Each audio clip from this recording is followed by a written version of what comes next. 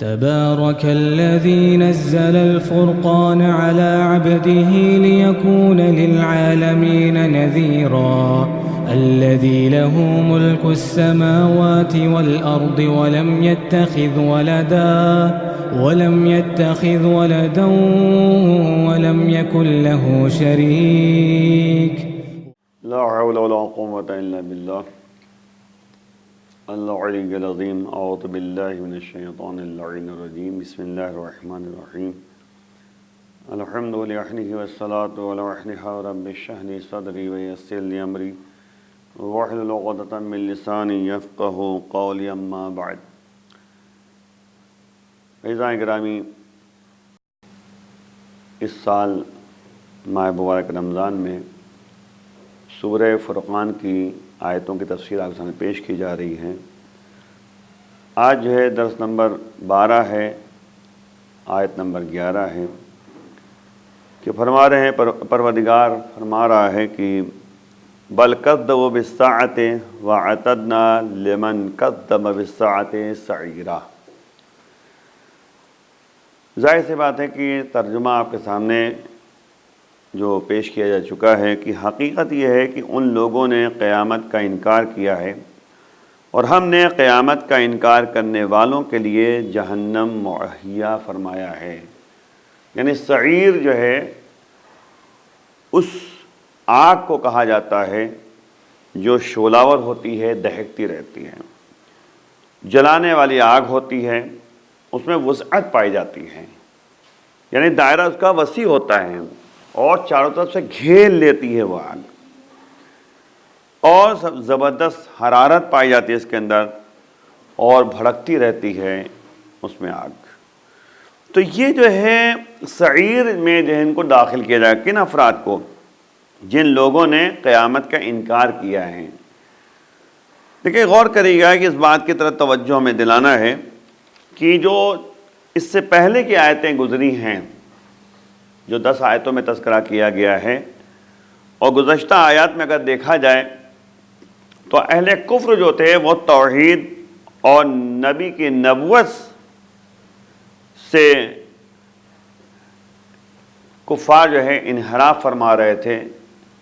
یعنی وہ قرآن کو نبی کے سلسلے میں اور نبی کو قرآن کے سلسلے میں اس طرح کی باتیں کہہ رہے تھے کہ نبی کی نبوت جو ہے تکذیب کرتے تھے اور توحید پروردگار کا انکار کرتے تھے. لیکن اس آیت میں اگر آپ دیکھیے، ان آیات میں جو ہے ان کے انحرافات جو منحرف تھے، اعتراضات کر رہے تھے اور انکار کر رہے تھے، ایک اور حصہ جو آپ کے سامنے پیش کیا جا رہا ہے جو قیامت کے اور معاد کے انکار کے سلسلے میں ہے. جو آیت ابھی آپ کے سامنے 11ویں آیت پڑھی گئی ہے، اس میں جو ہے اہل کفر کا تذکرہ ہو رہا ہے جو قیامت اور معاد کا انکار کر رہے ہیں. یعنی وہ بتانا چاہ رہے ہیں کہ دراصل اس حصے کو بیان کرنے کے ساتھ یہ بات واضح ہو جائے گی کہ وہ تمام اصول دین میں تزلزل اور انحرافات کے شکار تھے. بھائی توحید کا انکار کر چکے وہ. جب توحید کا انکار کیا تو عدالت الہیہ کا جو ہے کوئی ان سے سروکار نہیں ہے. نبوت کے اوپر جو ہے حرف، نبوت کے اوپر اعتراض، نبوت کے بارے میں جو ہے تذکرہ. تو اب آپ غور کیجئے، نبوت کو قبول نہیں کر رہے ہیں تو امام بطریقہ اولا قبول نہیں کرتے ہیں. بہرحال یہ اس سلسلے میں بیان کیا گیا. اب 5ویں چیز بچی جو قیامت. تو جب انہوں نے جو ہے توحید کا انکار کر دیا، نبوت کا انکار کر دیا، تو اب آپ غور کیجئے کہ قیامت کا بھی انکار کر رہے ہیں. تبھی تو آیت نے بڑھ کے آواز دی. در حقیقت یہ ہے کہ ان لوگوں نے قیامت کا انکار کیا ہے اور ہم نے قیامت کا انکار کرنے والوں کے لیے سعیر مہیا کیا ہے، جہنم مہیا کیا ہے، دہکتی ہوئی آگ ان کے لیے موجود ہے. اور خواہ وہ توحید ہو یا نبوت ہو یا قیامت ہو، پہلے فرمایا گیا ہے کہ بلکہ انہوں نے قیامت کو جھٹلایا ہے. بل کذبوا بالساعۃ، بل کا لفظ استعمال کیا گیا ہے۔ عربی میں بل جو ہے اضراب کے ہوتا ہے، بل کئی جگہ پہ استعمال کیا جاتا ہے، اور ظاہر ہے اس لیے کہ کفار توحید اور نبوت کی نفی میں جو کچھ کہتے ہیں وہ در حقیقت معاد کے انکار کی وجہ سے پیدا ہونے والے بہانے ان کے پاس موجود ہیں۔ اور کیونکہ جو شخص خدا کی اس قدر عظیم عدالت، جو ثواب ہے، جزا ہے، ان تمام چیزوں پر ایمان رکھتا ہو تو وہ اس طرح بے پرواہ ہو کر جو ہے حقائق کا انکار نہیں کر سکتا۔ یعنی ہمیں یعنی یہ بات جو ہے ذہن میں رکھنا چاہیے کہ ہر کام کی جزا ہے، ہر انکار کی سزا ہے، ہر گناہ کے لیے سزا ہے، اللہ کی طرف سے عقاب ہے، عذاب ہے۔ تو اگر جب تک ہم اس پر ایمان نہیں رکھیں گے تب تک بہت سے حقائق کا ہم انکار کرتے ہوئے نظر آئیں گے۔ بھائی جب قیامت کا اقرار ہوگا تو پھر ذہن میں آئے گی بات کہ قیامت میں جو جزا ملنے والی ہے، معاد میں جو کہتے ہیں کہ ہمیں ثواب ملنے والا ہے، تو کن بنیاد پر ہمیں ثواب اور جزا ملے؟ تو کم سے کم یہ ذہن میں بات آئے گی قیامت میں جو ہے فیصلہ اللہ کا ہوگا، معاملہ اللہ کی طرف سے ہے، جزا اور ثواب جو ہے اللہ کی جانب سے ہے، تو بھی اللہ کی وحدانیت کا اقرار کرے گا۔ اور اسی طریقے سے اللہ نے جب انبیاء کو ہدایت کا راستہ دکھانے کے لیے بھیجا تو انبیاء کو بھی جو ہے ماننے کے لیے تیار رہے گا۔ تو یہ سب چیزیں جو ہیں ایک دوسرے سے مربوط ہیں، ایک دوسرے سے رابطہ ان کا پایا جاتا ہے۔ اور جس پیغمبر کی نبوت کے دلائل روز روشن کی طرح واضح اور آشکار ہیں، محض چند فضول اور بے بنیاد ہیلے اور بہانوں کی وجہ سے ان کی دعوت کا انکار نہیں کرنا چاہیے۔ اور جن یعنی اہل کفر کو اپنے اہل کفر نے جو اپنے ہاتھوں سے جو ہے چیزوں کو بنایا ہے، سنوارا ہے، ان کے آگے تسلیم خم نہ کرتے۔ ظاہر سی بات ہے کہ نبی جب آئے مکے میں بعثت کا اعلان کیا تو ایسی چیزوں کو وہ پوجا کرتے تھے، ایسی چیزوں کو مانتے رہتے تھے جن کو خود اپنے ہاتھ سے سنوارتے تھے، اپنے ہاتھ سے بناتے تھے، اور نبی کے نبوت کے اقرار نہیں کرتے تھے۔ تو یہ تمام باتیں قابل غور ہیں کہ عقل کیا کہتی ہے کہ جن چیزوں کو انہوں نے اپنے ہاتھوں سے بنایا ہے انہی چیزوں کی عبادت کرتے ہیں، جبکہ اللہ یہ کہتا ہے کہ تم ایسے پروردگار کی عبادت کرو جس نے تمہیں پیدا کیا ہے، تمہیں فائدہ پہنچاتا ہے، تمہیں نقصان پہنچاتا ہے۔ تو یہ تمام چیزیں جو ہیں اصل میں ایمان و عقیدے سے مربوط باتیں ہوتی ہیں۔ البتہ اس مقام پر جو ہے قرآن مجید نے استدلالی جواب پیش نہیں کیا ہے، کیونکہ یہ لوگ نہ تو اہل منطق تھے اور نہ قابل استدلال ہیں، بلکہ انہیں دل ہلا دینے والی تنبیہ کے ساتھ ان کے نحس اور دردناک مستقبل کو ان کی آنکھوں کے سامنے مجسم کرتا ہے پروردگار، کیونکہ اس طرح کے لوگوں کے لیے ایسی ہی منطق کا کارگر ہوتی ہے۔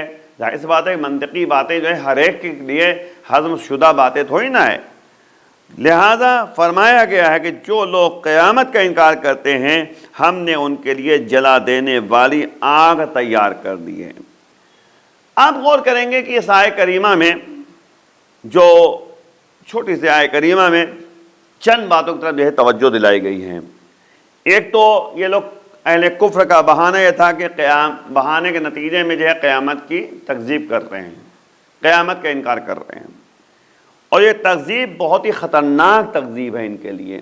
ظاہر ہے اس کا اثر جو ہے بہت ہی دردناک اور بہت خطرناک ہے۔ دوزخ، بہشت، جزا، سزا، عذاب، عقاب وغیرہ تمام چیزیں جو ہے پہلے سے تیار و آمادہ ہیں ہر ایک کے لیے۔ ظاہر سی بات ہے آمادے کے مطلب کیا ہے، یعنی اللہ نے کہا یہ کام کرو گے جزا ملے گی، یہ کام کرو گے سزا ملے گی، یہ حلال ہے یہ حرام ہے۔ ہر چیز کو مہیا کر دیا ہے، پہلے سے تیار کر دیا ہے پروردگار نے۔ یہ جنت ہے، یہ جہنم ہے، جنت میں جانے والے یہ افراد ہیں، جہنم میں جانے والے یہ افراد ہیں۔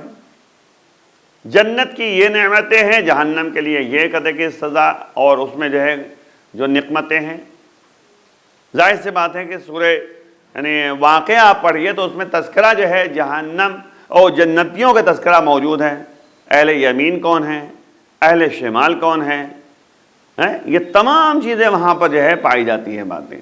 تو اس لیے ہمیں غور کرنا چاہیے ہر باتوں کی طرف۔ جتنا بڑا گناہ ہوگا اتنا ہی بڑا عذاب ہوگا اس کے لیے، لیکن یاد رکھیے گا کہ جس کا مرتبہ جو ہے اعلیٰ ہوتا ہے اس کے لیے سزا بھی جو ہے زیادہ ہوتی ہے۔ ایک عام آدمی جو ہے گناہ کرے تو شاید پروردگار جو ہے اس کے گناہ کو جو ہے معاف کر دے۔ جس طرح تذکرہ پایا جاتا ہے کہ ایک عالم کا گناہ پروردگار اس وقت معاف کرتا ہے جب 70 جاہلوں کے گناہ کو معاف کر دیتا ہے۔ کیونکہ ظاہر پہ جاہل جو ہوتا ہے جاہلانہ جو ہے گفتگو کر کے جاہلانہ جو ہے انداز سے وہ گناہ کرتا ہے، بعد میں شرمسار ہوتا ہے اور گناہ کی توبہ کرتا ہے، استغفار کرتا ہے تو اللہ اس کو معاف کر دیتا ہے۔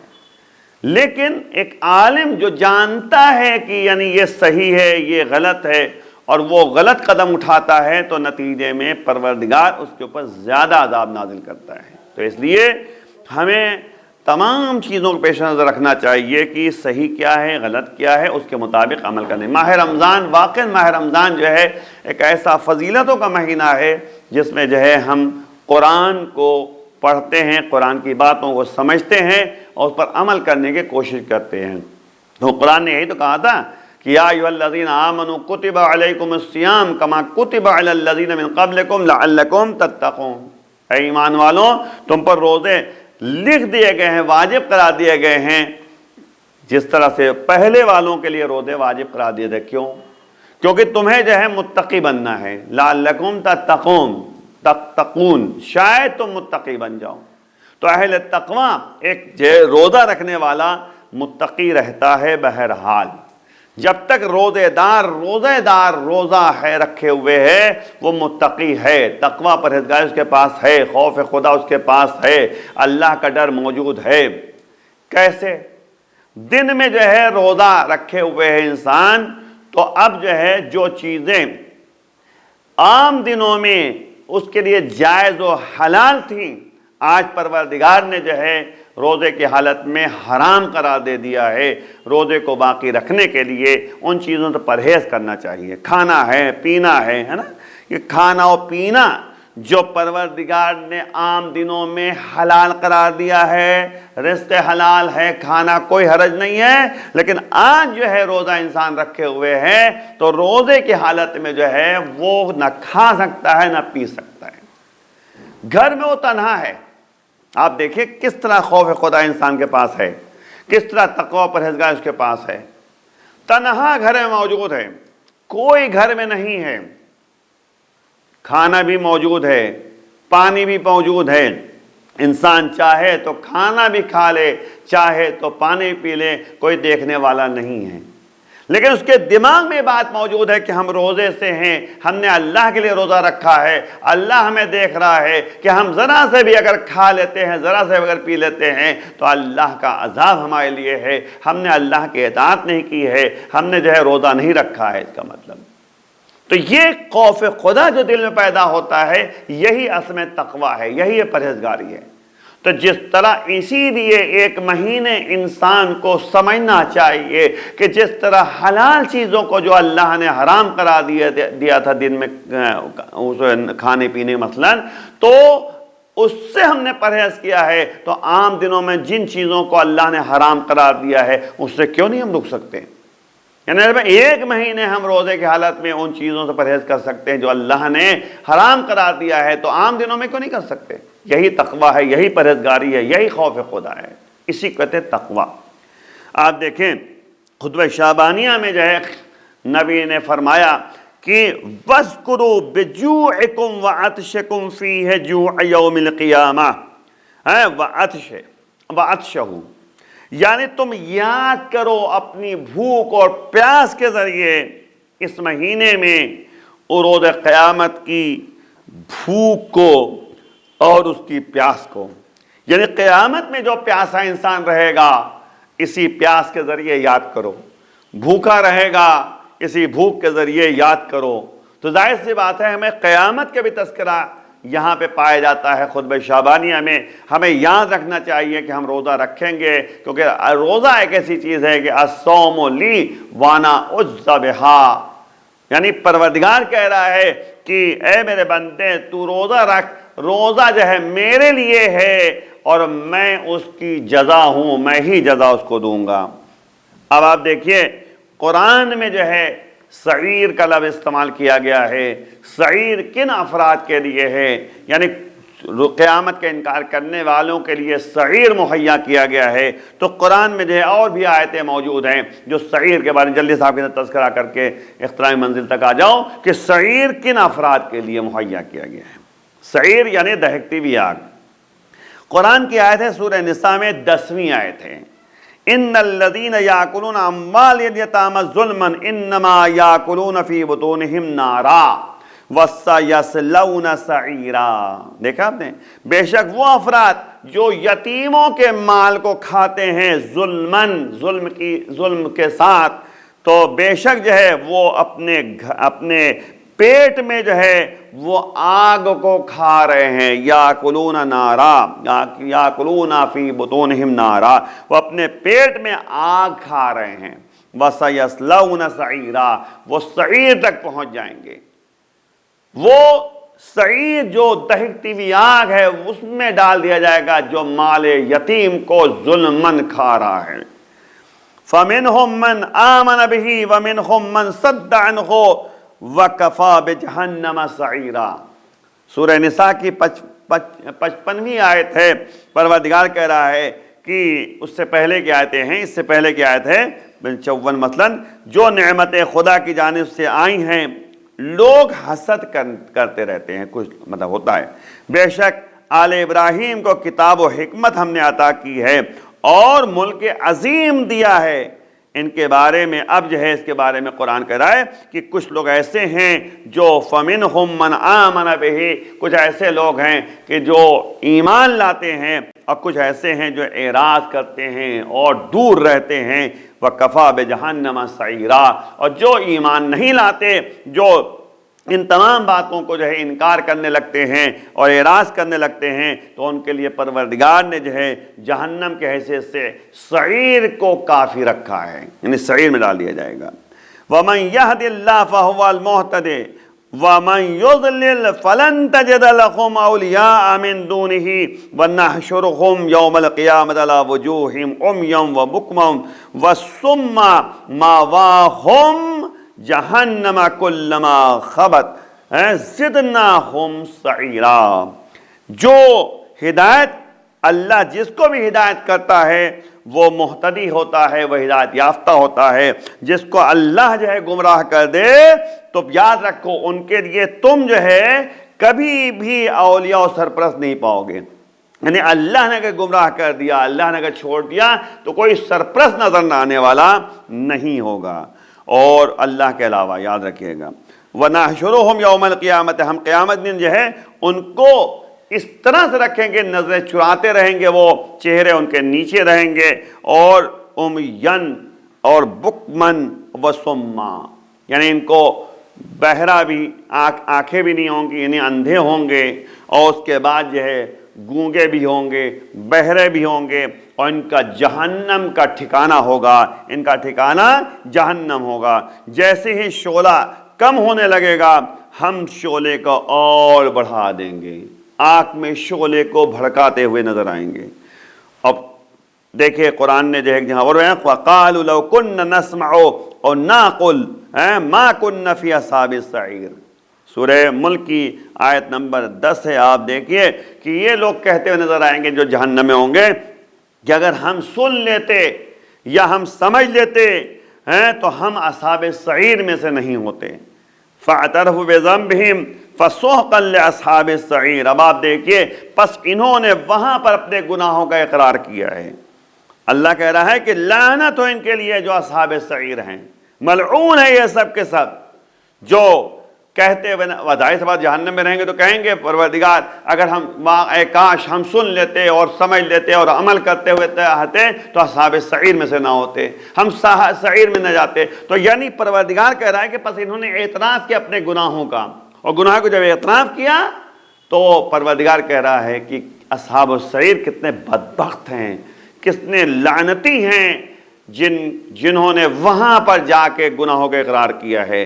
اب عزیزوں ماہ رمضان ہے، ماہ رمضان میں گناہوں کا اقرار کر کے ہمیں واقعاً جو ہے اللہ کی بارگاہ میں توبہ کرنا چاہیے۔ استغفار کا مہینہ ہے، اور روایت موجود ہے کہ جو اس مہینے میں بخش دیا گیا تو بخش دیا گیا، اگر نہیں بخشا گیا تو کوئی ایسا دن نہیں ہوگا جس میں اس کو بخشا جائے، سوائے ایک دن جو ہے کہا گیا وہ روزے عرفہ یعنی 9 ذی الحجہ کو۔